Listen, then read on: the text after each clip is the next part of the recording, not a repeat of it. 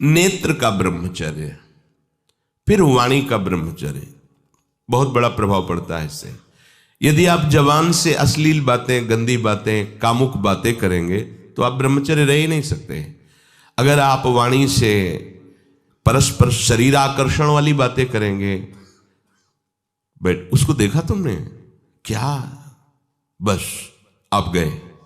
चाहे वो स्त्री शरीरधारी साधक हो या पुरुष शरीरधारी, परस्पर आकर्षण संबंधी यदि वाणी खुली आपकी, तो वाणी के व्यभिचार से आपका जनेंद्रिय का व्यभिचार प्रारंभ हो जाएगा। आप रोक नहीं सकते, नहीं रोक सकते। इसलिए वाणी से भी कोई ऐसी वार्ता ना कीजिए जिससे आपके अंदर काम वेदना बढ़े। श्रवणेंद्रिय का, कान से गंदी बातें, व्यभिचार की बातें, कामुक बातें सुनना जिससे हमारे हृदय में कामना जग जाए, बिल्कुल नहीं। भले वो किसी को लेकर टीका टिप्पणी की जा रही हो, देखो वो साधक है, उसको हमने देखा वहां ऐसे देख रहा था, वैसे कर रहा था, वो तो आपको समझ में आ रहा है कि किसी साधक की बात करें, वो तुम्हारे नाश के लिए उपाय कर रहे हैं जो आपको ऐसी बात बता रहे हैं। क्यों? क्योंकि आप भी तो साधक हैं। श्रवणेंद्रिय का व्यभिचार हो रहा है। आराध्य देव के सिवा और कोई बात कान से सुनना उसे व्यभिचार कहते हैं। इसलिए महाप्रभु कहते श्रवण फूटो जो अन सुनो। ऐसा हमारा अगर कान कुछ और सुने तो फूट जाए, नेत्र कुछ और देखें तो ये नेत्र नष्ट हो जाए, वाणी कुछ और बोले तो मुख हो जाए। हमारी श्रवणेंद्रिय का व्यभिचार नहीं होना चाहिए। धर्म की बात, अपने आराध्य देव की बात, शास्त्र सम्मत बात हम श्रवण करें।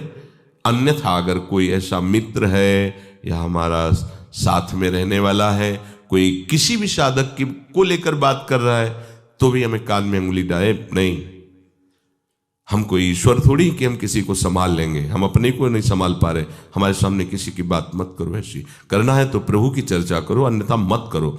तो अगर आप श्रवणेंद्रिय का ब्रह्मचर्य, वाकेंद्रिय का ब्रह्मचर्य, नेत्रेंद्रिय का ब्रह्मचर्य और त्वगेंद्रिय का ब्रह्मचर्य, अनावश्यक किसी को स्पर्श मत करो। परस्पर विरोधी शरीर को तो भूल कर मत करो। विरोधी शरीर जिससे हमारा पुरुष शरीर है, सामने स्त्री शरीर है, तो किसी भी तरह से सेवा के लिए संकेत करना या किसी भी सेवा के लेन देन में बचाव पक्ष में रहो। यहां रख दीजिए सामान, फिर आप उठा लीजिए। सीधे हाथ में सामान लेना नहीं, सीधे हाथ में सामान देना नहीं, जमीन में रख दीजिए। बहुत पवित्र है तो आप कुर्सी पे जो भी आसन उसका हाथ में लेने का नहीं। परस्पर विरोधी भाव वाले शरीरों का स्पर्श बिल्कुल निषेध है, किसी भी कारण से न किया जाए। मान लीजिएगा ये बहुत मतलब आवश्यक है, यदि आप इसमें चूक कर गए तो धीरे धीरे आप फिसल के वहीं खड़े हो जाएंगे जहां से चढ़ना मुश्किल है। किसी भी साधिका को, किसी भी साधक को परस्पर लेन देन हाथ में नहीं करना चाहिए। मानो हमारी बात, आपको माला देनी, चौकी पे विराजमान करो, हम उठा लेंगे। हमें कोई सामग्री, ये सामान रखिए, आप उठा लीजिएगा। कभी भी कोई भी परस्पर मुस्कुराहट, बातचीत, ऐसे कोई इशारे यदि दिखाई दे तो आप बचो और उसको बचाओ। साधक है, साधिका है, उससे गलती हो सकती है, आपसे भी गलती हो सकती है। आप सत्संग सुनते हैं, आपको लगा कि इसकी मुस्कुराहट, इसकी कुछ चेष्टा ऐसी दिखाई दे रही है जो हमारे अंदर कामुकता पैदा कर सकती है, उसको भी बचाओ और स्वयं बचो तो भगवान आप पर प्रसन्न हो जाएंगे। वो देख रहे हैं अंदर की बात। साधक को बहुत सावधान रहने की आवश्यकता। ये इसको खिलवाड़ मत समझो, इसीलिए कह रहे हैं ये अध्यात्म है, ये परमार्थ है। आपको लगेगा नहीं कि क्या हुआ, मैं कहां भ्रष्ट हुआ, ऐसी जगह खड़े हो जाओगे कि जान भी नहीं पाओगे कि मैं कहां चढ़ रहा था, दोबारा उत्साह भी नहीं आ पाएगा। बात अच्छे से समझ लीजिए। तो हमारी त्वगेंद्रिय का व्यभिचार ना होने पावे, सहसा किसी का इस पर, किसी की भी अगर सेवा करने का सौभाग्य मिले, फिर उसमें ये प्रश्न नहीं उठता। अगर कोई गिर आप पड़ा है, भला ऐसी स्थिति में कि मुझे अत्यंत आवश्यक है उसे उठाना, अगर नहीं उठाते तो वो कष्ट पा रहा, अचानक कोई गिर जाए, फिर हम ये नहीं देखेंगे, फिर ये हम सूत्र नहीं स्वीकार करेंगे कि अब हम तो ब्रह्मचारी हैं, अब हम खड़े खड़े देख नहीं। उसको अत्यंत आवश्यकता है हमारी। अब उस समय हम भूल गए अपने आप को और उसको उठा करके अगर हमें अस्पताल ले जाना, अस्पताल ले जाएंगे, जरूरत है हम उसकी सेवा करेंगे। सावधान। वो भगवत भाव से की हुई सेवा तुम्हारे अंदर आध्यात्मिक शक्ति पैदा करेगी, काम भावना नहीं पैदा करेगी। हमारी माँ बीमार हो और हमें उसे पता चला कि शौच कर दिया है, हमें शौचाना पड़े, हमें उसका मल धोना पड़े, तो क्या हमें काम जागृत हो जाएगा? क्या मेरी माँ है। हमारी बुद्धि कभी ऐसी नहीं होगी। आपका पिता है, आप लड़की हो, कोई दूसरा रह नहीं गया और वो बीमार है, आपको ऐसी क्या काम जागृत हो जाएगा? क्या अगर ऐसी सेवा में काम जागृत होता तो कोई नर्स ही अस्पताल में नहीं होती। हर सेवा उसको करनी होती है, नर्स को, चाहे वो स्त्री शरीर हो चाहे पुरुष शरीर हो, परस्पर विरोधी शरीरों की सेवा, पर कहीं काम थोड़ी जागृत होता, क्योंकि उसको अपने सेवा धर्म से मतलब है। तो ये सेवा के समय इस सूत्र को न देखा जाए, पर ध्यान रखें, अत्यंत आवश्यक जहां आपके सिवा नहीं हो सकता, वहां अगर हमें ऐसा अवसर मिलता है कि सेवा उसे हो सकती है, तो हम पहले उसे प्रेरित करेंगे। और अगर ऐसा है कि अब कोई नहीं है, फिर हमारा परम धर्म जागृत हो जाता है परहित का। अगर हमारा कोई निंदा भी करे, कोई शरीर की भी हानि हो जाए, अब हम परवाह नहीं करते। परहित सरिस धर्म नहीं भाई, इससे बड़ा कोई धर्म नहीं है। पर ध्यान रखें, भगवान को साक्षी करके ये उस समय की बात है जहां बिल्कुल कोई अब गुंजाइश नहीं रह गई है। त्वगेंद्री को ऐसे सहसा किसी आप पुरुष शरीरधारी पुरुष को भी सहसा, इससे आप में शक्ति जागृत होगी। यदि आप वाणी को मौन रखते हैं और भगवान नाम जप करते हैं और सत्य बोलते हैं, तो आप जब कभी जो कुछ भी बोलेंगे वैसा ही सत्य होगा। गांधारी जी ने कोई तप नहीं किया था। जब सुना कि मेरा ब्याह धृतराष्ट्र से हो रहा है, जो बाह्य नेत्र रहित है, उसी समय पट्टी बांध ली कि जब मेरा पति संसार को नहीं देख सकता तो मैं भी संसार को नहीं देखूं। जब मेरा पति मेरे रूप को नहीं देख सकता तो मैं भी किसी के रूप को नहीं देख, पट्टी बांध ली थी। जब महाभारत का युद्ध चल रहा था, बड़े बड़े वीरों को मार गिराया जा रहा था, गांधारी ने दुर्योधन से कहा, सुन, मुझे पता है कि भीम की गदा को तू झेल नहीं पाएगा, क्योंकि सबसे बड़ी बात भगवान का वरद हस्त उनके ऊपर है। दूसरी बात, वो पवन पुत्र है, वो जब अपने आवेश में आ जाएगा तो तेरी सामर्थ्य नहीं कि उसकी गदा के प्रहार को तू सह सके। पर मैं तुझे शक्ति प्रदान करूंगी। मैं एक पतिव्रता हूं, आज तक कभी पति का वरण करने के बाद कुछ देखा नहीं है। मैं अपने नेत्रों की पट्टी खोलूंगी, तू नग्न होकर मेरे सामने आ जाना। मेरी दृष्टि पड़ते ही वज्र का शरीर तेरा हो जाएगा। किसी के सामर्थ्य नहीं कि तेरे उस अंगों को तोड़ सके।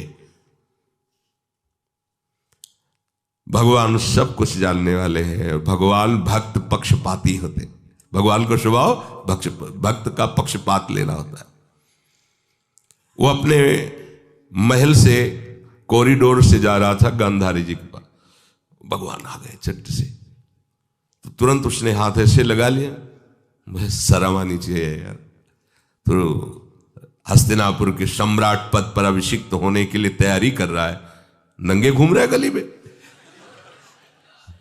उसने कहा, गली में नहीं, मां के सामने जा रहा है। अरे कोई बच्चा है, ऐसे जाया जाता है मां के सामने?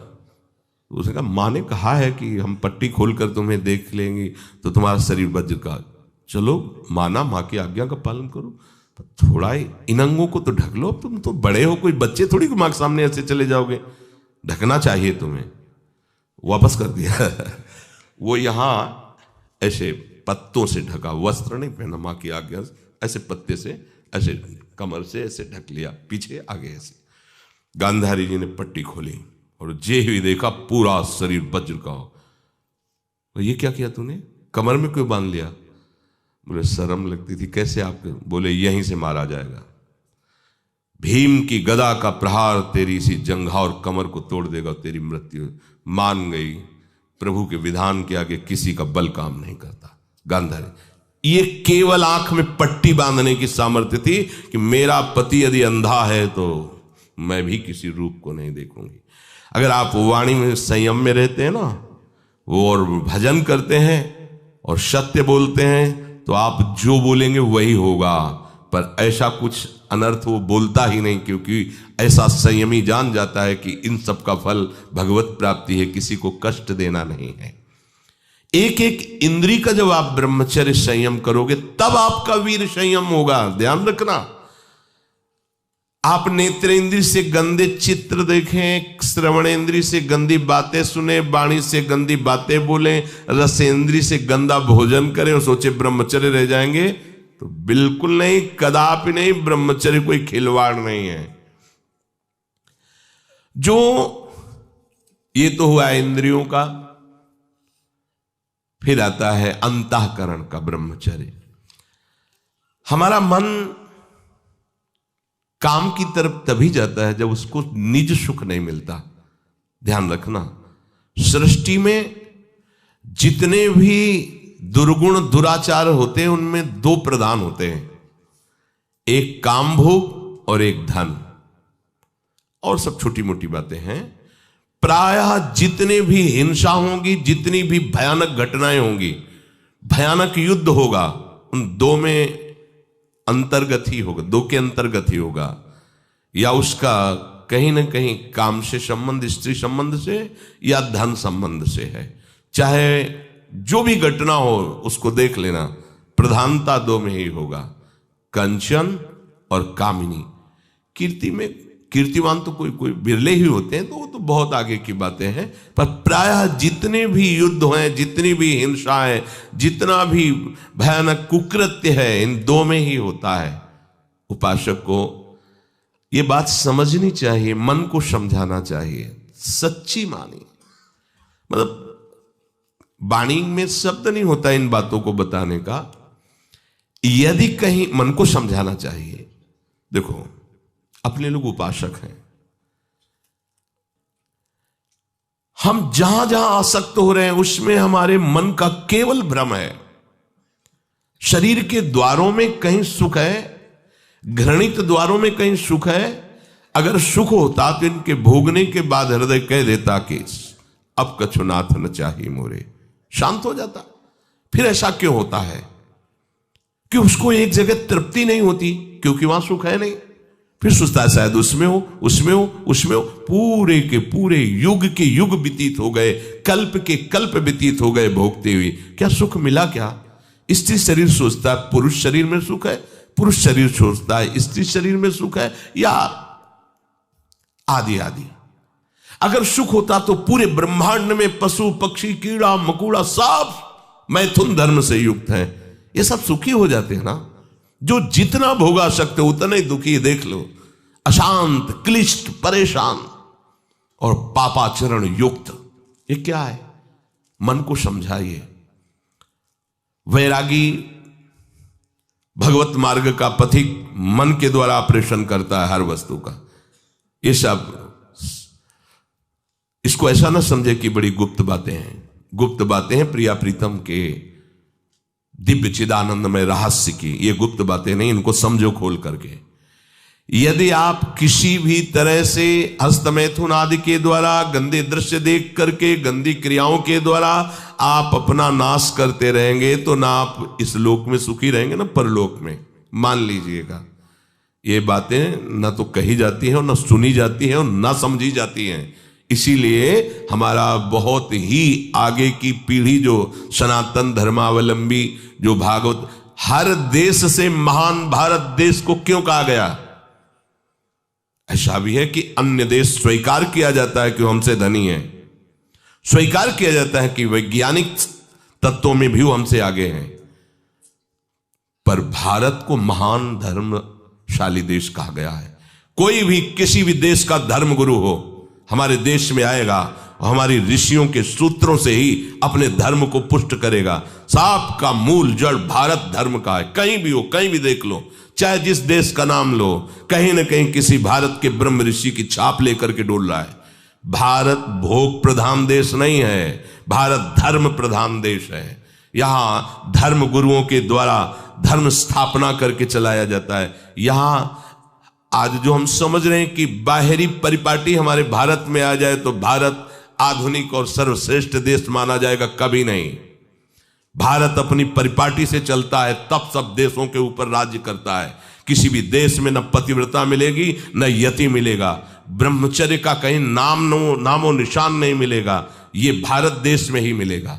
यहां ब्रह्मचारी मिलेंगे, यहां सती मिलेंगे, यहां प्राणपण से धर्म का पालन करने वाले मिलेंगे। अब हमारे जो नई पीढ़ी है वो आधुनिकता को स्वीकार कर रही। गर्लफ्रेंड, बॉयफ्रेंड, कौन सा रिलेशन है, लिव इन रिलेशन, ये हमारे कहीं किसी भी धर्म ग्रंथ में लिखा हो तो आप बता दीजिए। बाल्यावस्था से आज तक जितने भी धर्म ग्रंथों का स्वाध्याय हुआ, कहीं भी लिखा हो तो ये बोलो सर्वनाश का स्वरूप है कि नहीं है। अभी बच्चा ना तो लोक को जानता है, ना परलोक को जानता है, ना हित को जानता है, ना अहित को जानता है। अभी उसका ब्रह्मचर्य किसी काम लायक नहीं हुआ और वो उतर गया व्यभिचार में। क्या होगा उसका जीवन, क्या होगा जीवन, चाहे वो स्त्री स्वरूप में चाहे पुरुष स्वरूप में हो। क्या बिना संयम के ये पशुता के व्यवहार से किसी की ना लौकिक उन्नति होती है ना परमार्थिक उन्नति होती है। पर कौन सुनेगा। यही कहा जाएगा पुराने जमाने के शास्त्रों को केवल वर्णन कर रहे हैं, ये क्या जाने आधुनिक जमाने को। तो आधुनिक जमाने की दशा क्या, और यहां खोल करके देखो। कोई बात नहीं, दोस्त बनाना कोई बुरी बात नहीं, इस बात को हम मानते हैं। स्त्री शरीरधारी पुरुष शरीर को मित्र बना सकता है, कोई दोष नहीं।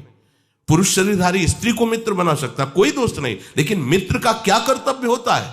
कुपंथ निवार सुपंथ चलावा, कुमार्ग से हटा करके सुपंथ में चलाना, उसकी समस्याओं को दूर करके उसको आनंद में से युक्त करना, उसको सहयोग करना, ना कि शोषण करना। दोस्ती कहते हैं उसके दुखों को मिटा करके उसको शांति और सुख के मार्ग में ले जाना। इसीलिए ये जो आधुनिकता बढ़ रही है, ये जो खान पान गलत हो रहा है, ये जो दर्शन गलत हो रहा है, तो इस जमाने में ब्रह्मचर्य ये केवल शब्द ही लिखा मिलेगा, जीवन में नहीं मिलेगा। नए नए बच्चे व्यसन कर रहे हैं, नशा कर रहे हैं, गंदे आचरण कर रहे हैं। क्या होगा, कैसे आगे कोई समझेगा शास्त्र क्या है, धर्म क्या है, बल क्या है। आज नवयुवक 16 से 28 के बीच में कोई ऐसा नहीं दिखाई देता है जिसमें आध्यात्मिक थोड़ा भी बल हो, काम क्रोध आदि सहने की सामर्थ्य हो। अपने बूढ़े माता पिता को थप्पड़ मार रहे हैं, बूढ़े माता पिता को गाली दे रहे हैं, बूढ़े माता पिता जिन्होंने खवा पिला के इतना बड़ा, उन्हें अनाथालय भिजवाया जा रहा है, उनको छोड़ दिया जा रहा है। आप विदेश घूम रहे हैं, उनके खाने की व्यवस्था घर में नहीं। क्या है ये, आज आधुनिक विद्या का ये प्रभाव है। विद्या विनयम ददाती, जो अपने वयोवृद्धों की सेवा नहीं कर सकता वो क्या विद्या पढ़ा। जो दूसरों की रक्षा नहीं कर सकता क्या विद्या पढ़ा। क्या विद्या का यही स्वरूप है दूसरे का शोषण करना। क्या विद्या का यही स्वरूप है कि शराब पीना, ड्रग्स का ये नशा करना, ये क्या विद्या सिखाती है। वो कहा जाता है आज तो आधुनिक विद्या बढ़ रही। मुझे लगता है संयम में रहना ही विद्या का वास्तविक स्वरूप है। अपनी इंद्रियों को संयम में रखना, अपने को संयम में रखना, बुजुर्गों का, गुरुजनों का, शास्त्र का, भगवान का भय रखना हृदय में। ऐसा नहीं, आप तभी निर्भय हो पाओगे यदि शास्त्र का भय नहीं, भगवान का भय नहीं, धर्म का भय नहीं, तो फिर आप वहां पहुंच जाओगे जहां भय ही भय है। ये जो जितने भी दंड विधान हैं सब उसके ऊपर लागू हो जाएंगे। ऐसा नहीं कि कलयुग है तो आप किसी को छेड़ोगे तो पुलिस आपको छोड़ेगी क्या, यही देख लो। तो ये तो यहां का राजकीय विधान जो अनंत ब्रह्मांडों का शासन करता विधान है, वो तो किसी की गवाही की जरूरत नहीं, वो तो तुम्हारे मन में ही बैठा देख रहा है। सावधान। संयम एक बहुत बड़ी सामर्थ्य है। जो बच्चे इस सत्संग को सुने वो खुद अपने हृदय में देख ले कि हमारा जो उनसे प्रार्थना करना है कि दोस्त बनाओ। हम निषेध नहीं करते, हम भी पढ़े, स्कूलों में पढ़े, बच्चे बच्चियां सब एक साथ स्कूल में बैठते हैं। क्या हम हमारे 4 बहनें हों और हम उनके बीच में रहते हो तो हमें काम सताएगा क्या। क्या तुम ऐसे दोस्त नहीं बन सकते क्या। क्या जरूरी है कि काम की भावना से ही किसी से दोस्ती करना। जब ब्याह हो जाए सदगृहस्थ बन जाओ, तब भगवान को प्रणाम करके गृहस्थ धर्म रूपी पूजा करो, कोई परेशानी नहीं। पर जब तक आपका ब्याह नहीं होता है तब तक आप संयम से रहो। जो तुम्हें संयम भ्रष्ट करे वो तुम्हारा दोस्त नहीं दुश्मन है। इस बात का परिणाम खुद आप आगे देख लेंगे, चाहे वो बच्चा हो, चाहे बच्ची हो, चाहे स्त्री हो, चाहे पुरुष हो। दोस्त वही है जो हमारे संयम को पुष्ट करे, संयम भ्रष्ट कर दे उसे दुश्मन कहते हैं। जो हमारे भागवतिक मार्ग को नष्ट कर दे, जो हमारी पवित्रता को नष्ट कर दे, जो हमारे संयम को नष्ट कर दे, वो दोस्त कैसे हो सकता है? वो हमारा फ्रेंड कैसे हो सकता है? बहुत सावधानी की जरूरत है। ये बाहरी देशों की बातें हमारे देश में नहीं चल पाएंगी।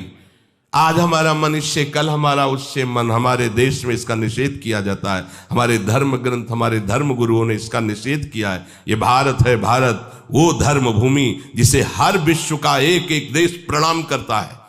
इस देश की एक महात्मा गया तो आश्चर्यचकित उपदेश सबको आसक्त कर लिया, श्री स्वामी विवेकानंद जी। एक महात्मा गया तो विषयी पुरुषों के हाथ में भी माला पहला दिया और कृष्ण कृष्ण पुकारने के लिए विवश कर दिया उसे। ये भारत है, जिधर भी गए तो जयकारा लगवा दिया अपने धर्म का। यहाँ के ग्रंथों में यहाँ के गृहस्थों की जय जयकार लिखी हुई है। आप भक्तमाल उठाकर देखिए कि 100 में 10 विरक्त होंगे, 90 गृहस्थ होंगे, और वो सब ऐसे महापुरुष जो विरक्तों से भी बढ़ करके हैं। तो ऐसा नहीं कहा जा सकता कि गृहस्थ में धर्माचरण नहीं होता, गृहस्थ में भगवत प्राप्ति नहीं हो सकती, गृहस्थ में संयम नहीं हो सकता। बिल्कुल गलत बात। सावधानी से चलो। यह आज प्रसंग है इस विषय का, इसलिए सबसे विनय करता हूं कि यदि आप संयम से चलोगे तो इस जन्म में भी सुखी, शांत और बलवान रहोगे, और आखिरी में तुम्हें महाआनंद सिंधु प्रभु स्वीकार कर लेंगे। अगर अधर्माचरण करोगे तो ये अधर्म ही तुम्हें नष्ट कर देगा। धर्माचरण करोगे तो धर्मो रक्षति रक्षिता, ये धर्म स्वयं तुम्हारी रक्षा कर लेगा। हमारे हृदय में जो अंतःकरण में मन है, इसको समझाना चाहिए। अगर विषय भोग में सुख होता तो सब सुखी हो गए होते। उर्वशी जो भगवान नारायण की जंघा से प्रकट हुई और काम को भी मोहित करने की सामर्थ्य रखती है, महाराज पुररवा ने पत्नी रूप से उसे स्वीकार किया। इतने प्रतापी और पुण्यवान थे। परिणाम क्या हुआ? पागल बने घूम रहे थे। भगवत कृपा से जब ज्ञान हुआ तो उनका आज तक मुझे तृप्ति नहीं हुई, मैं पुरुष सिंह और राजर्षि कहलाया, मेरी क्या दुर्दशा हो गई। वर्णन एकादश स्कंद में आप पढ़ के देख लीजिए। महाराज ययाति भगवान शुक्राचार्य की पुत्री देवयानी से ब्याह हुआ, पर शर्मिष्ठा में भी आसक्त हुए और अपने पुत्र की 1000 वर्ष जवानी का भोग किया। फिर घृणित भाव से विषयों का त्याग किया कि क्या अपने पुत्र की आयु तक का भोग कर डाला, मिला कुछ नहीं। किसको मिल सकता है ही नहीं, केवल भ्रम। चलो, जो भ्रम में फंसे हैं भगवान उनकी रक्षा करें, पर आप लोग तो भगवत कृपा पात्र और भगवत मार्ग के पथिक हैं, तो संयम पर आप आइए। आप अपने मन को ब्रह्मचारी बनाइए। प्रियालाल के सिवा मन का और विषयों में जाना, ये मन का व्यभिचार है। प्रियालाल सुख समुद्र है, इसके सिवा और कुछ सोचना कि इसमें सुख है, बुद्धि का व्यभिचार है। अगर बुद्धि ये निश्चय की हुई कि श्यामा श्याम के नाम रूप लीला धाम के सिवा कहीं सुख नहीं, ये बुद्धि का ब्रह्मचर्य है। निरंतर अपने आराध्य देव के चिंतन में डूबा, ये चित्त का ब्रह्मचर्य है। और चित्त विषयों का चिंतन कर रहा है, शब्द स्पर्श रूप रस गंध का, ये चित्त का व्यभिचार है। और मैं पुरुष हूं, मैं भोगता हूं, ये अहंकार का व्यभिचार है। और मैं प्रियालाल का दास हूं, ये अहंकार का ब्रह्मचर्य है। अंतःकरण ब्रह्मचारी, इंद्रिय ब्रह्मचारी, फिर आपको कोई परास्त ही नहीं कर सकता। आपका स्वभाव हो जाएगा ब्रह्मचारी व्रत स्थिता। ब्रह्मचर्य रक्षा के लिए पहला तो ये निश्चय करना होगा कि आपकी वीर में महत्व बुद्धि हो जाए। जिसे आप व्यर्थ समझ रहे हैं वो बहुत बड़ी जीवनी शक्ति है।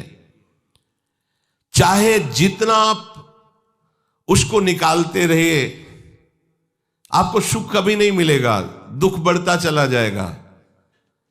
और आप थोड़े दिन ब्रह्मचर्य रह के देखिए, जब आप ऐसी क्रियाओं से युक्त होने के बाद ब्रह्मचर्य रहेंगे तो कुछ समय तक आप बिल्कुल ब्रह्मचर्य नहीं रह पाएंगे। पहले समझ लीजिए, स्वाभाविक आपका वीर स्खलित होता रहेगा बिना किसी चेष्टा के, कई तरह से। अब आपको घबराना नहीं, पर कोई क्रिया नहीं करनी है और संयम से रहना है। ये जितनी बातें पीछे कही गई कि ये नहीं देखना, ये नहीं सुनना, कुछ दिन बाद आप देखोगे कि आपका ब्रह्मचर्य रुकने लगा है, लंबा अंतराय करने लगा है। ऐसे भी उपासक है जिनको 10-10 वर्ष हो जाते हैं, स्वप्न दोष नहीं होता। 10-10 वर्ष स्वप्न दोष ही नहीं होता।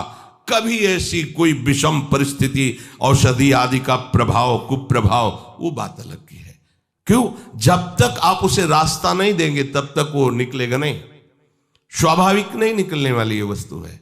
स्वाभाविक तो कभी ऐसे ही, अगर आपने शुरुआत से कभी भी ऐसी कुचेष्टा नहीं की है तो ये अपने आप में समर्थ, जो आसनों पे बैठने के लिए कहा जाता है, इससे सुषुम्ना नाड़ी खुलती है और ब्रह्मचर्य ऊर्ध्वगामी होने लगता है। ऊर्ध्वगामी ब्रह्मचारी साक्षात भगवत स्वरूप हो जाता है, उसे ज्यादा प्रयास करना नहीं पड़ता है। वो चाहिए कि सजना धजना छोड़ दे, शरीर का श्रृंगार करना छोड़ दे। भगवत कृपा से अपना तो सहज श्रृंगार रजरानी जी हैं। ये जो ब्रह्मचर्य की पुष्टता के लिए आवश्यक है उसको समझिए। शरीर में सजाना वो बंद करें, चाहे गृहस्थ हो चाहे विरक्त। वास्तविक जो सौभाग्य चिन्ह है वो श्रृंगार के लिए नहीं करते हो, तो वास्तविक सौभाग्य चिन्ह है। आप कहीं भी आ जा रहे हैं, अपने सौभाग्य चिन्हों को धारण करें, पर अपना श्रृंगार करें। गृहस्थ है तो केवल पति के निमित्त से, प्रदर्शन की वृत्ति नहीं होनी चाहिए। क्यों? किसको दिखाना है? हमें कोई देखकर आकर्षित हो ही ना, केवल मेरा पति आकर्षित हो हमारा। क्योंकि उपासना का मार्ग गृहस्थ धर्म में ऐसे चलता है, चाहे वो स्त्री हो या पुरुष हो। किसी को लुभायमान करने की कोई भी चेष्टा ना करे, नहीं वो लुभायमान होगा कि नहीं, तुम भ्रष्ट हो जाओगे, तुम नष्ट हो जाओगे। ये जो कपड़ा है ये हमारे ब्रह्मचर्य के लिए बहुत सहायक है। ऐसे कपड़े नहीं पहनने चाहिए जिनके दर्शन से कामुकता पैदा। यहां फटे कपड़े, बोले आज की नई फैशन चली है, चाहे जितना बढ़िया वो पैजामा हो, उसे पैंट जीन्स जो भी कहते, उसको काट के पहनना पड़ता, फाड़ के 2-4 जगह। वाह क्या बढ़िया बात है। जरा सा फट जाता था तो सिला जाता था, आज फाड़ के पहना जाता है। इसको बड़े आदमी कहते हैं। जितना जो फटा पहने हो, हाँ देखो कैसी बुद्धि विपरीत होती चली जा रही। उसे वीआईपी कहते हैं, जो जितना कम कपड़ा जो करे करे, भगवान उनकी रक्षा करे। आपको उपासक हो, आपको ऐसे कोई भी अंग प्रत्यंग में वस्त्र धारण नहीं करने जिनके दूसरों को देखने से मन मलिन हो और अपने अंदर शरीर राग बढ़े, ऐसा नहीं करना। ब्रह्मचर्य रक्षा के लिए सरल जीवन होना अत्यंत आवश्यक है। विलासिता से बचा जाए। ऐसे सुगंधित तेल लगाना, फुसफुस डाल के चलना, श्री जी का प्रसादी इत्र मिले तो ठीक है, नहीं होता नहीं खुशबू है।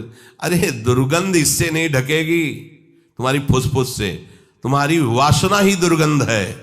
वासना को हटाओ और उपासना को बैठा लो, तुम्हारी सुगंध से संपूर्ण देश पवित्र हो जाए। सतरति सतरति सा लोकांतर। तुम स्त्री पुरुष नहीं हो, भगवान के निज अंश हो, समझो। सच्चिदानंद प्रभु के अंश होकर देह राग में कैसे तुम भ्रष्ट होते जा रहे हो। जिसे ब्रह्मचर्य रहना, उसे नित्य सत्संग सुनना चाहिए। सत्संग ही एक ऐसा है जो तुम्हें उठा सकता है। संसार में आज तक किसी की भी उन्नति हुई है तो उसे सत्संगी कहते हैं। कहीं भी देख लो, गोस्वामी जी ने इसीलिए लिख दिया है, मत कीरति गति भूति भलाई, जब जे जतन जहां जे पाई, सो जानो सत्संग प्रभाव, लोकों वेद न आनो पाओ। और ब्रह्मचर्य रहने के लिए कम से कम 2 बार सर्वांग स्नान अत्यंत आवश्यक है। अगर आप शौच कई बार जाते हैं, कोई ऐसी परिस्थिति आ जाती है तो कमर से स्नान कीजिए, पर 2 बार तो स्नान होना ही चाहिए आपके शरीर का। उससे ब्रह्मचर्य को सहायता मिलती है, शरीर की गर्मी नष्ट होती है और हमारे भाव में भी पवित्रता आती है। 2 बार स्नान करने से शरीर की गर्मी नष्ट होती है। ये महकुआ साबुन और वो जो लगा के जरूरत नहीं है। अगर आपको शरीर को स्वस्थ रखना है तो आप रगड़ करके ऐसे ही नहाइए। ये जो रज हम लगाते हैं ना, ये अपने आप में बहुत सामर्थ्यशाली है। जब आप नहाओगे तो जो रज लगी ना, वो और छिद्रों को साफ कर देगी। स्नान कर फिर आपको साबुन लगाने की जरूरत। यदि आप त्वगेंद्री को कोमल सुगंधित साबुनों से तो आपके अंदर कामुकता बढ़ेगी, ध्यान रखना। आपकी त्वगेंद्री जितनी कोमल होगी उतने में विकार बढ़ेंगे, और आपकी त्वगेंद्री जितनी ऐसे रुक्ष होती जाएगी उतने ही आप निर्विकार होते चले जाएंगे। इसका बहुत बड़ा असर होता है। कोमल कोमल वस्त्र, कोमल ऐसे त्वगेंद्री बना लेना, ये परमार्थ के लिए ठीक बात नहीं है। इसीलिए सीधे रज लगाओ, सीधे मोटे जो भी कपड़े जैसे मिले उनसे शरीर को ढको, और भगवत मार्ग में चलना है ये उद्देश्य नहीं होगा तो ब्रह्मचर्य रह ही नहीं सकते हैं। अगर कहीं ऐसा सौभाग्य मिले कि किसी नदी या तालाब में कमर तक खड़े होकर के थोड़ी देर जप करने का, तो उससे ब्रह्मचर्य और पुष्ट होता है, नाभि तक कम से कम। लेकिन अगर ऐसा ना हो तो आप स्नान में सबसे पहले नाभि में ही जल डाला जाता है ब्रह्मचारी के लिए, ये विधान कि ठंडा जल से नाभि आदि से डाल करके। आपके कपड़े भले महंगे ना हो पर स्वच्छ होने चाहिए, पवित्र होने चाहिए। ध्यान रखिए, कपड़े आपके साफ होने चाहिए, पवित्र होने, भले फटे हो, भले वो कम पैसे वाले हो, लेकिन पवित्र होने चाहिए, स्वच्छ होने चाहिए। उससे आपके ब्रह्मचर्य में सहायता मिलेगी। भोजन के तुरंत बाद कभी स्नान न करें। जैसे भोजन किया, शौच लग गई तो बस पेट में पानी नहीं, कमर के नीचे से, कमर से पवित्र। लेकिन भोजन, अगर भोजन पाया और तुरंत पानी डालोगे तो गर्मी सर्दी से आपके ब्रह्मचर्य पर हानि पहुंचा सकता है। यदि आपका पित्त बढ़ रहा है और शाम के भोजन की इच्छा नहीं, थोड़ी थोड़ी तो है, थोड़ी थोड़ी नहीं है, नहीं पाना चाहिए। अगर आप पाओगे तो पित्तवर्धन अधिक होगा, हीट अंदर बढ़ेगी और वो आपको ब्रह्मचर्य में हानि पहुंचा देगी। अधिक गर्म जल से स्नान करना ब्रह्मचारी के लिए हानिकारक है। गीजर का बहुत ठंडी है, आपको ऐसा लगता है तो एक नॉर्मल जल कर लीजिए कि ठंडा भी है और ठंडा नहीं भी है। धुआं उठ रहा है गर्मा गर्म, ये नहीं, ना गर्मा गर्म भोजन ना गर्मा गर्म जल से स्नान। अगर आप ऐसा गर्म जल से ही स्नान करेंगे तो आप बहुत कमजोर हो जाएंगे। ये बात समझिए, ये सब सुखद सामग्री नहीं है जो आप समझ रहे हो। प्रकृति का सीधे वार सहने के सामर्थ्य जब शरीर में तुम्हारे आएगी तो स्वाभाविक ब्रह्मचर्य पुष्ट होने लगेगा और उत्साह बढ़ने लगेगा ब्रह्मचर्य का। हम ये नहीं कहते कि आज से गीजर बंद, कल से नाक बहाओ, ऐसा नहीं कहते। उचित कर लो, इतना नहीं कि गरम गरम, ऐसा नहीं, उचित।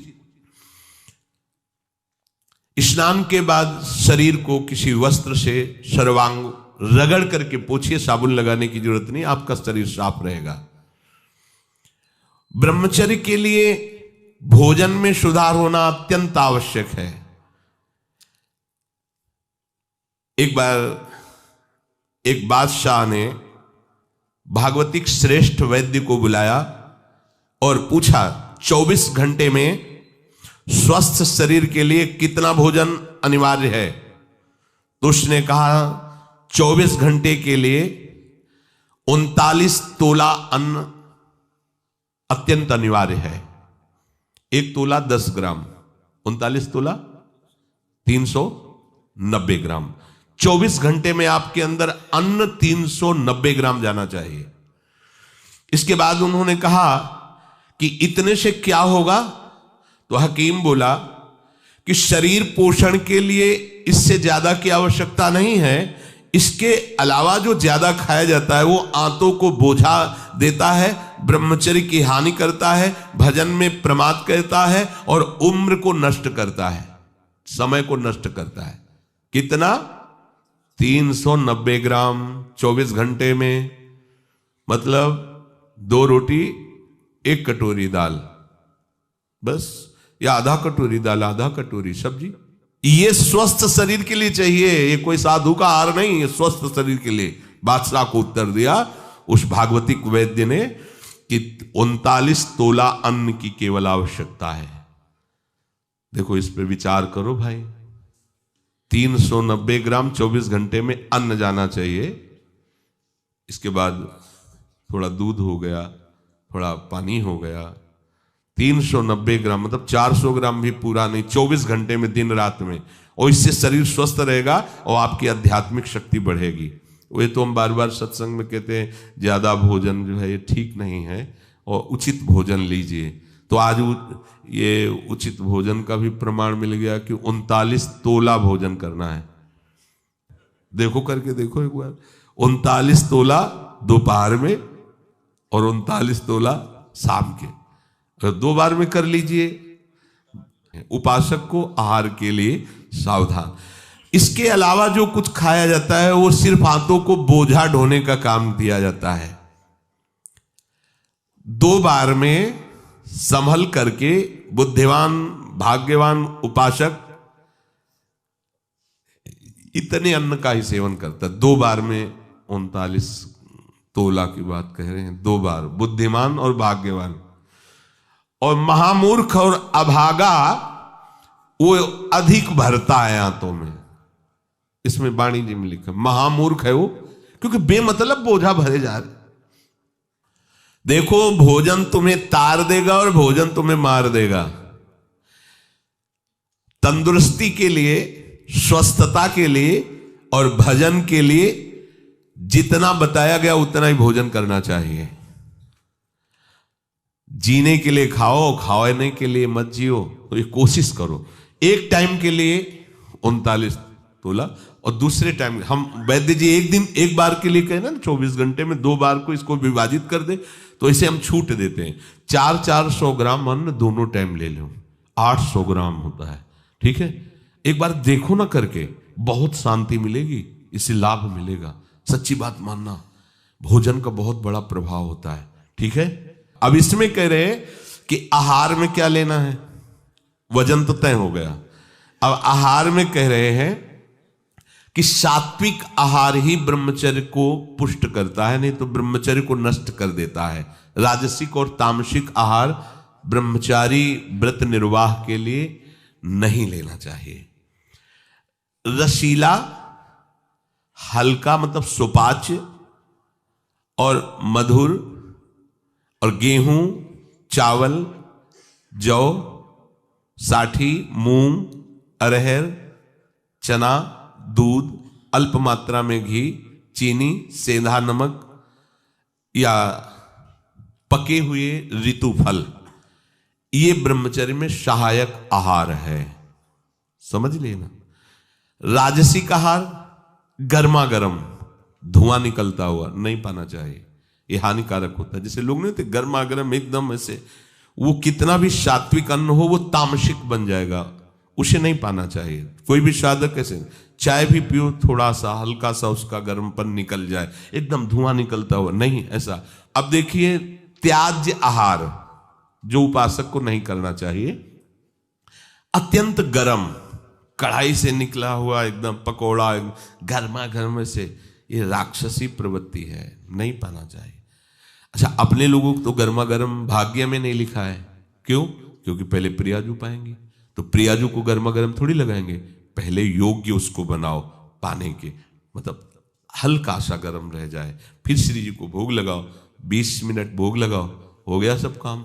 इसके बाद प्रसाद रूप में पालो तो स्वाद वाली बात ही नहीं रह जाएगी, परम स्वाद आ जाएगा, क्योंकि प्रियाजू ने पाया है। अत्यंत उष्ण और लाल मिर्च पर ये एकदम तेल उतरा रहा है सब्जी में, लाल लाल ऊपर नहीं होता जिससे ऐसे, ये ब्रह्मचर्य के लिए हानिकारक है। साधु, साधक, उपासक, चाहे गृहस्थ हो चाहे विरक्त, मत पाना लाल मिर्च पड़ी हुई और खूब ऑयल दिखाई दे रहा है ऊपर से, नहीं पाना। और अत्यंत नमकीन और अधिक मीठा, मीठा सात्विक में हो, ऊपर में वर्णन किया गया है, पर अधिक मीठा। अब पता चला गुलाब जामुन आ गए तो 10, 12, 15 तक कोई बात ही नहीं है। खीर आदि, हलवा आदि समेटते चले जा, भैया ये कोई गोदाम थोड़ी है, आते हैं थोड़ा उचित पाल हो गया। अब 400 वाली बात है तो जो अगर खीर अच्छी लगती है तो सब बंद कर दो, 400 ग्राम खीर पी लो। हलवा अच्छा लगता है तो ठीक है, कुछ मत लो, केवल हलवा ले लो, 400 ग्राम पालो, कोई बात नहीं, बिना औषधि के पच जाएगा। आप देख लेना, बहुत बढ़िया रहेगा और आप सात्विक रहेंगे, आपका चिंतन बनेगा, नींद नहीं आएगी। चटपटा नहीं, ये नींबू डाल करके, थोड़ी इमली डाल करके, थोड़ी आम का अमृत डाल करके, ऐसे ये साधु, ये बहुत खतरनाक ब्रह्मचर्य के लिए। आम का आमचूल, इमली, ये बहुत खतरनाक है, बिल्कुल नहीं, अपने खान पान में इनका प्रयोग नहीं होना चाहिए। और अत्यंत तेल युक्त गरिष्ठ पूड़ी, कचौड़ी, मालपुआ, और हींग पड़ा हुआ निषेध है। भगवत मार्ग में ये हींग को निषेध किया गया है। जो 4 जगह उस ब्रह्म हत्या को विभाजित किया गया, वो शास्त्र में पढ़ा। एक था मरुभूमि, ऊषर भूमि, दूसरा था वृक्षों में गोन, तीसरा माताओं बहनों में मासिक धर्म, चौथा जल में फेन बुदबुदा। ये 4 जगह उससे विभाजित किया गया। ऐसे ही स्नान के लिए है कि जल में जब जाए तो ऐसे ऊपर की परत को ऐसे हटावे, भले कुछ नहीं पर उसका सिद्धांत, तब डुबकी लगा, दोनों हाथ से ऐसे करके फिर डुबकी लगा। ऊषर भूमि में किसी भी मंगल अनुष्ठान के लिए निषेध किया गया है, और वृक्षों की गोंद परमार्थिक उपासकों के लिए निषेध किया गया है। इसीलिए इसमें हींग को भी निषेध कर रहे हैं। और हींग वैसे ही बहुत गर्म तासीर होती है, अपने को नहीं पाना। प्याज, लहसुन, गाजर, उड़द, मसाला बाजार का बना हुआ जैसे मीट मसाला और सब वैसे नहीं, ये नहीं। और तमोगुणी में मांस, मछली और आदि आदि, अंडा, शराब, चाय, काफी तमोगुण में रखा है, उसी लाइन में रखा है जिसमें निषेध रखा है। चाय, काफी, डाफी भी कोई होता है क्या? नहीं, काफी तो अलग लिखा है, डाफी अलग लिखा है, तो डाफी तो हम तो जलते ले। फिर लिखा कोकीन, चरस, ये सब तमोगुणी में है।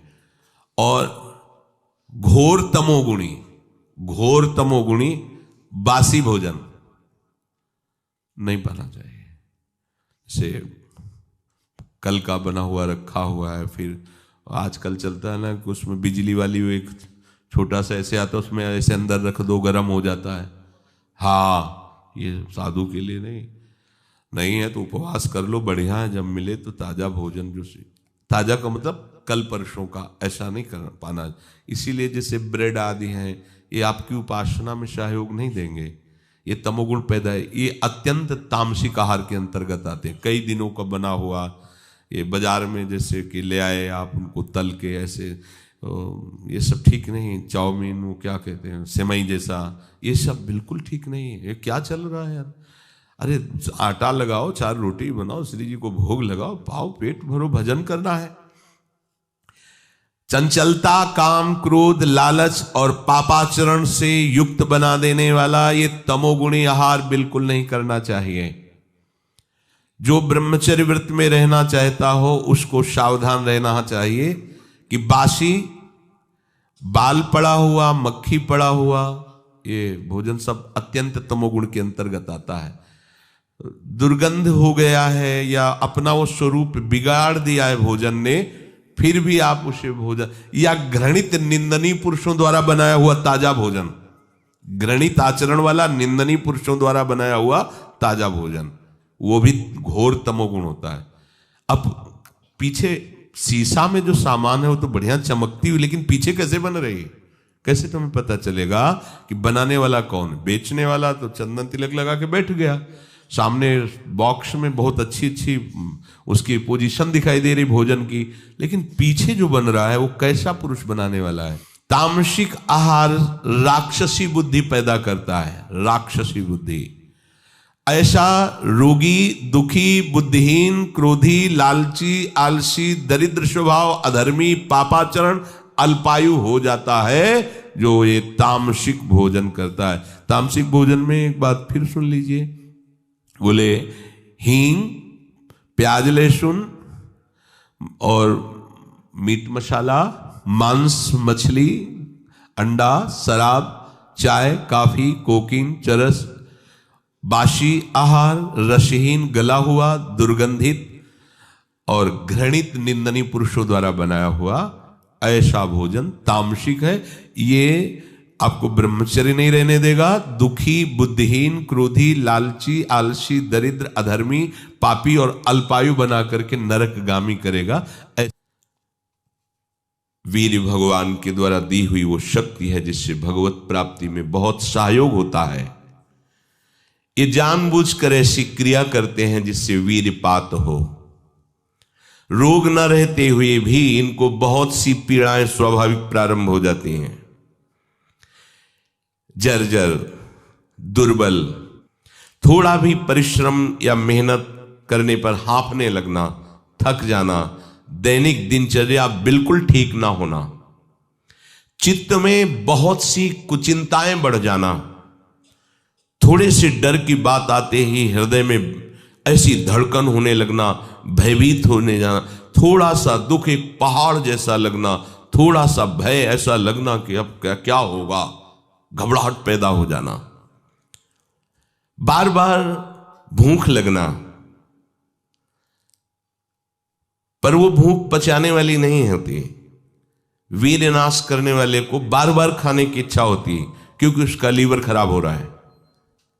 ये अच्छा लक्षण नहीं बार बार भूख लगना कि बहुत बढ़िया लीवर काम कर रहा है, नहीं, अंदर कब्ज बन रही है, लीवर डाउन हो रहा है और आपको बार बार भूख ले रही, ये झूठ में फंसाया जा रहा है। ये झूठी भूख है जो तुम्हारा रोगों का घर बनेगी।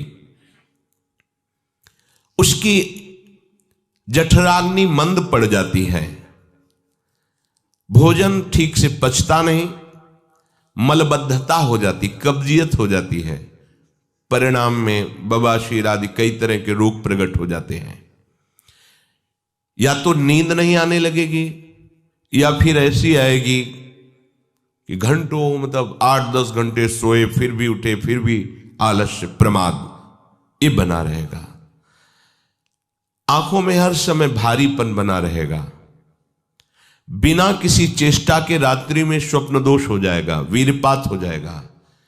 ये उसके लक्षण है जो जानबूझकर ब्रह्मचर्य का नाश करता है। वीर का इतना पतला हो जाना कि लघुशंका के लिए जोर करने पर वीर निकल जाना बहुत बड़ी हानि है। नए नए बच्चों में जब उनसे प्रश्न करते हैं कि आपके दर्शन से ऐसा महसूस होता है आप कोई गलत चेष्टा करते हैं, तो वो कहते हैं अब नहीं करता, लेकिन पहले जब आपसे मिला नहीं था तब होती थी, लेकिन लक्षण तो अब भी प्रकट हो रहे हैं। तो कहते हैं वो स्वाभाविक वीरपात हो जाता है, स्वप्न दोष में भी और लघु शंका में भी। इसका कारण है आपने बहुत ही गलत आचरण किए हैं। ये जो हस्त मैथुन आदि क्रियाएं हैं, इनके द्वारा पूरा का पूरा आपका जीवन नष्ट हो जाता है। इसे खिलवाड़ मत समझो। चाहे गृहस्थी में भी जाना हो तो खिलवाड़ मत करो। आप गृहस्थी लायक नहीं रह जाएंगे। आप जो गृहस्थ धर्म में संतानोत्पत्ति क्रिया है, आप उसके लायक नहीं रह जाएंगे, आप में योग्यता नहीं रह जाएगी। इसलिए सावधान। परमार्थ में चलना है तो अत्यंत आवश्यकता ही है ब्रह्मचर्य की, पर गृहस्थ में चलने के लिए भी ब्रह्मचर्य की आवश्यकता है। जहां वो पेशाब करने के लिए जोर लगाते हैं तो वीर स्खलित होने लगता है थोड़ी थोड़ी मात्रा में। ये हस्त मैथुन करने वालों का प्रधान चिन्ह है। इसका परिणाम यहां तक हो सकता है कि पुरुषत्व का नाश होकर नपुंसकता आ सकती है। हाथ पैरों के जोड़ पर बिना किसी कारण के दर्द होना, कमर में, गांठ में, जहां संधियां हैं, अस्थियों का जोड़ है, वहां दर्द होने लगना, सर में जरा भी विचार करने पर दर्द पैदा हो जाना, किसी विषय पर विचार कर या मंत्र में ध्यान कर तो सर में दर्द होने लगना, हाथ पैरों में शिथिलता आने लगना, दिमाग में एक सनसनी पैदा हो जाना, कानों से शाय शाय शब्द सुनाई देने लगना, नाटक, उपन्यास और गंदी बातें, अश्लील चित्र देखने में बड़ी रुचि हो जाना। सावधान होकर श्रवण करें। भगवत मार्ग के उपासक हैं, कुछ उपासकों में जो बाहर अनुशासनहीन होकर के रह रहे हैं और उनके पास स्मार्ट मोबाइल क्या कहते हैं वो है, तो वो लोग कभी ऐसी गलती ना करें, सर्च करके ऐसे दृश्य ना देखें, नहीं तो तुम्हारा ऐसा नाश होगा कि तुम इस बात को किसी भी साधन से पूर्ण नहीं कर पाओगे। एक बार मछली की क्रीड़ा देखने पर शौभरी जैसे महात्मा कामाशक्त हो जाते हैं। एक बार वैश्या के साथ ऐसा कृत्य देख करके अजामिल जैसा संयमी ब्राह्मण भ्रष्ट वैश्यागामी बन सकता है। और आप देश विदेश की ऐसी गंदी फिल्में, गंदी बातें देखकर आप अपने को संयमी रख सकते हैं? क्यों आप अपना नाश कर रहे हैं, क्यों आप अपने शत्रु बन रहे हैं। उपासक समझता है कि कोई जानता नहीं है, लेकिन तुम जिसको जानने के लिए चले हो वो तो तुम्हें जान रहा है ना। वो कैसे तुम्हारे सामने आएगा, कैसे तुम्हारे मुख में नाम चलेगा, कैसे हृदय में भगवत प्राप्ति का उत्साह रह जाएगा यदि आप ऐसा। उपासक को नाटक, उपन्यास, सिनेमा, अश्लील चित्र, गंदी पिक्चरें बिल्कुल नहीं। क्यों अपना नाश कर रहे हो। पर उसको रुचि हो जाएगी, जो व्यभिचारी प्रवृत्ति से युक्त है उसको ये अच्छा लगेगा। बार बार पेशाब होने की इच्छा होना, पेट में ऐसा लगना जैसे बहुत गर्मी पैदा हो गई है, और प्रमेह आदि उग्र रोगों का प्रादुर्भाव हो जाना, ये ब्रह्मचर्य नाश का लक्षण है। तलवे हथेलियों पर पसीना आने लगना, हाथ पैर में जरा भी काम करने के लिए चलो तो कंपायमान होने लगना, थोड़ा भी ऋतु परिवर्तन बीमारी को पैदा कर देना, थोड़ा सा गर्मी, थोड़ा सा सर्दी, बीमार हो गया।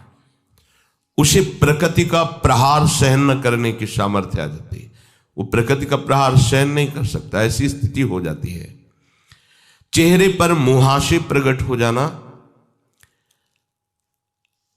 कभी कभी अचानक खड़े होने पर आंखों के सामने अंधेरा छा जाना, अधिक वीरपात होने पर मूर्छा भी आ जाना, स्मरण शक्ति का ह्रास हो जाना। बहुत बार प्रयास करो फिर भी याद नहीं होगा। और ब्रह्मचर्य सही है तो एक बार बोल दीजिए, 100 वर्ष बाद सुन लेना, वो अपने आप स्थापित हो जाएगा। ज्यादा पढ़ना लिखना नहीं पड़ता, एक बार बोलिए, वो 100 वर्ष बाद पूछ लीजिए, 100 वर्ष बाद उसकी स्मृति वैसे ही बनी रहेगी यदि वो ब्रह्मचारी है। चित्त का अत्यंत चंचल हो जाना, चित्त में बिल्कुल बल ना होना कि हम विषय से हटा के प्रभु में लगा सके, ऐसी सामर्थ्य नहीं। दुर्बल हो जाना, बार बार प्रतिज्ञा करना पर उसका निर्वाह न कर पाना। आज से मैं ऐसा नहीं करूंगा, 1 2 3 फिर गिर गया, वहीं गिर गया। हर कार्य बीच में छोड़ देना, किसी भी कार्य को सांगोपांग न करना, ये वीर्य पात करने वाले के लक्षण है। दिमाग में भयानक गर्मी रहना, नेत्रों में जलन उत्पन्न हो जाना, वह बिना किसी कारण के नेत्रों से पानी बहना, बहुत कम गलती में भारी गुस्सा आ जाना, बहुत कम लाभ में फूल जाना, अहंकार आ जाना। कम लाभ में भी कोई लाभ नहीं, छोटी मोटी वस्तुओं के प्राप्त होने पर अहंकार आ जाना। माथा, कमर, मेरुदंड, छाती, इनमें बराबर दर्द बढ़ते जाना, बड़ी हालत खराब हो जाती है। ऐसे दर्शन हुए ऐसे जनों के, आंखों से दिखता नहीं, 28 वर्ष के होंगे वो लगभग। वैराग्य इस कोटि का कि आप सोच भी नहीं सकते, बाहरी बस लंगोटी अचला और फुटपाथ में पड़े रहना। पूर्व विद्यार्थी जीवन में विद्यार्थियों के साथ हस्तमैथुन करने का अभ्यास वो इतना दृढ़ हो गया था कि 10-10, 15-15 बार एक दिन में स्वाभाविक ऐसे। तो उनकी हालत ये थी कि आंखों से दिखना बंद हो गया था, खड़े होने की सामर्थ्य नहीं। तो हितधाम में एकांत में मिलकर कहा था कि आपका जो ब्रह्मचर्य का प्रवचन सुना और हमें तो ऐसा लगा कि शायद आप उपाय बता सकते हो। तो हम कहा हमारे पास कोई, हम आयुर्वेदाचार्य है नहीं, और दूसरी बात है कि ये चीज आपके हाथ में है, अगर आप नहीं रोकते हैं तो आपको ऐसी दशा में पहुंचा देगा ये क्रिया कि आप किसी काबिल नहीं रह जाएंगे।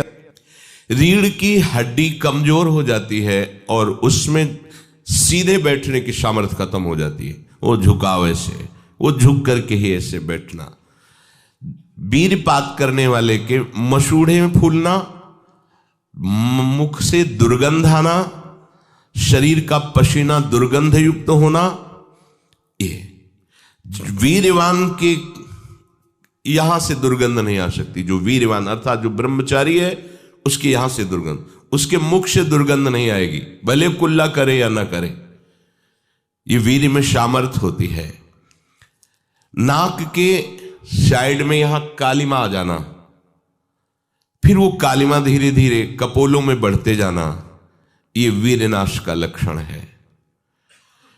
वीर्य नाश से उदर लंबा होना, पेट बढ़ना शुरू हो जाता है, आंतें बढ़ना शुरू हो जाती है, उसकी वाणी में मृदुता नष्ट हो जाती है, कर्कशता रुक्षता आ जाती है। अब जो इस मार्ग पर, अध्यात्म मार्ग पर, आनंद मार्ग पर चलना चाहते हैं, तो उनको एक इंद्रिय के संयम के लिए पांचों इंद्रियों पर संयम करना होगा, ज्ञान इंद्रियों पर। एक बात सुधारने के लिए, ब्रह्मचर्य का रक्षा तभी वो उपासक कर सकता है जब सर्वतोभाविन ब्रह्मचर्य होगा। एक जनेन्द्रीय के ही ब्रह्मचर्य की पुष्टता का जब आप लक्ष्य कर लोगे, तो उसकी पुष्टता के लिए आपको सर्वतोभावेन ब्रह्मचर्य धारण करना पड़ेगा। सर्वतोभावेन नेत्र का ब्रह्मचर्य, जो नेत्र किसी को भी देखकर भोग कामना कर लेते हैं, भोग बुद्धि से देखते हैं वस्तु को, व्यक्ति को, किसी को भी, ये नेत्र से व्यभिचार हो रहा है, इसीलिए सावधान रहना चाहिए।